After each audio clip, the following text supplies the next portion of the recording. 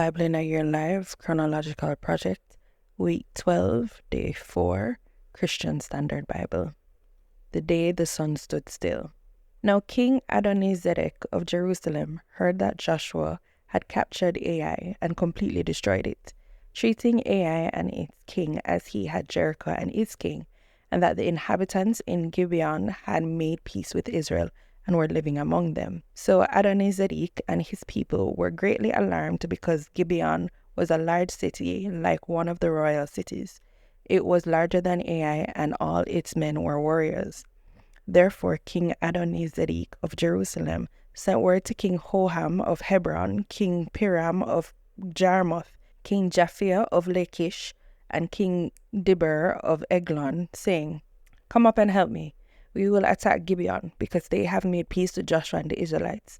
So the 5 Amorite kings, the kings of Jerusalem, Hebron, Jarmuth, Lachish, and Eglon, joined forces, advanced with all their armies, besieged Gibeon, and fought against it. Then the men of Gibeon sent word to Joshua in the camp at Gilgal, "Don't give up on your servants. Come quickly and save us. Help us, for all the Amorite kings living in the hill country have joined forces against us." So Joshua and all his troops, including all his best soldiers, came from Gilgal. The Lord said to Joshua, "Do not be afraid of them, for I have handed them over to you. Not one of them will be able to stand against you." So Joshua caught them by surprise. After marching all night from Gilgal, the Lord threw them into confusion before Israel.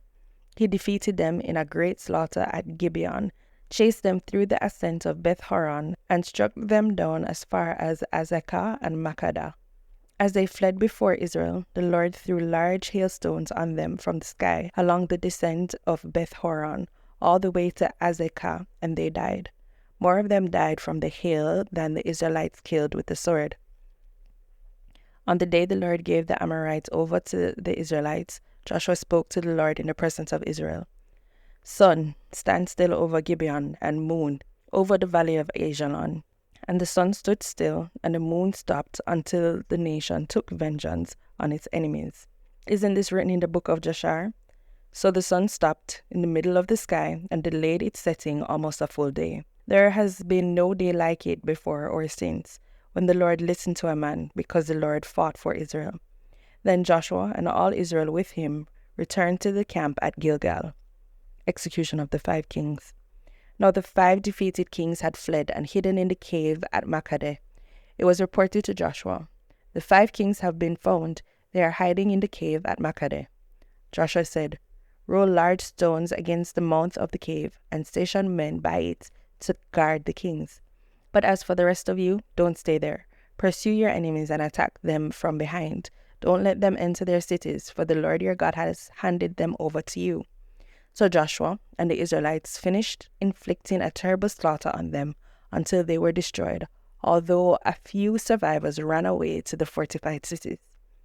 The people returned safely to Joshua in the camp at Makkedah, and no one dared to threaten the Israelites. Then Joshua said, "Open the mouth of the cave and bring those 5 kings to me out of there." This is what they did. They brought the 5 kings of Jerusalem, Hebron, Jarmuth, Lachish, and Eglon to Joshua out of the cave. When they had brought the kings to him, Joshua summoned all the men of Israel and said to the military commanders who had accompanied him, "Come here and put your feet on the necks of these kings."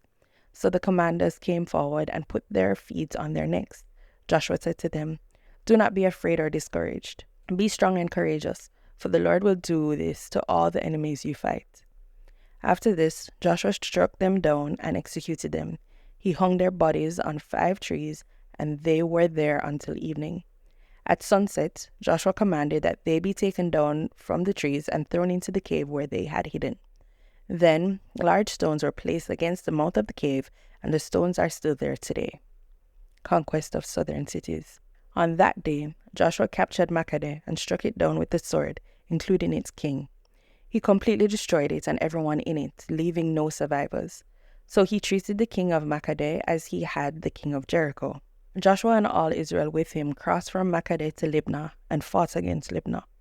The Lord also handed it and its king over to Israel. He struck it down, putting everyone in it to the sword, and left no survivors in it. He treated Libnah's king as he had the king of Jericho. From Libnah, Joshua and all Israel with him crossed to Lachish. They laid siege to it and attacked it. The Lord had handed Lachish over to Israel, and Joshua captured it on the second day. He struck it down, putting everyone in it to the sword, just as he had done to Libnah. At that time, King Horam of Gezer went to help Lachish, but Joshua struck him down along with his people, leaving no survivors. Then Joshua crossed from Lachish to Eglon, and all Israel with him. They laid siege to it and attacked it. On that day they captured it and struck it down, putting everyone in it to the sword. He completely destroyed it that day, just as he had done to Lachish. Next, Joshua and all Israel with him went up from Eglon to Hebron and attacked it. They captured it and struck down its king, all its villages, and everyone in it with the sword. He left no survivors, just as he had done at Eglon. He completely destroyed Hebron and everyone in it. Finally, Joshua turned towards Debir and attacked it, and all Israel with him. He captured it, its king and all its villages. They struck them down with the sword and completely destroyed everyone in it, leaving no survivors. He treated Debir and its king as he had treated Hebron and as he had treated Libnah and its king.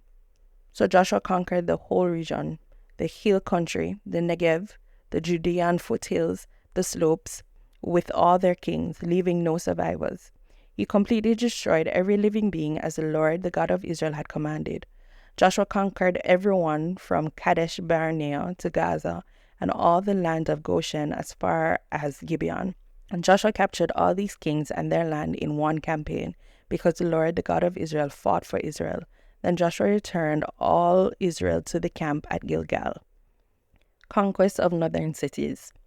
When King Jabin of Hazor heard this news, he sent a message to King Jobah of Madon, the kings of Shimron and Aksaph, and the kings of the north in the hill country, the Arabah south of Shinnereth, the Judean foothills, and the slopes of Dor to the west, the Canaanites in the east and west, the Amorites, Hittites, Perizzites, and Jebusites in the hill country, and the Hivites at the foot of Hermon in the land of Mizpah. They went out with all their armies, a multitude as numerous as the sand on the seashore, along with a vast number of horses and chariots.